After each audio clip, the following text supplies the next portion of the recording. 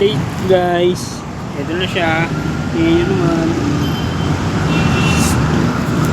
Mahilap na siya. Dati na malapit yan ng masyado. Halika dito, bata. Halika dito.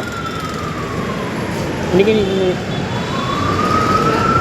Ina-approach natin uli siya guys. Halika dito. Shhh.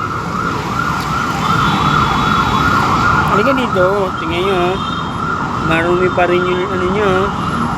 Sorry guys wala kasi akong ganong pera talaga eh. Ang kaya ko lang, bigyan silang pagkain.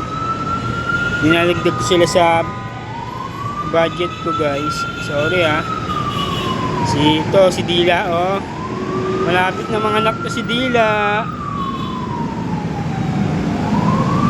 Ito may sakit din siya guys. Tingnan nyo, matamlay yan. Sorry, wala akong panggamot sa kanila Pinapakain lang natin sila, dinadagdag lang natin sa budget ko, pati sa mga alaga ko. Kung may pera lang tayo guys, bet ko to eh. Sorry guys next time ulit, papakainin ko lang sila.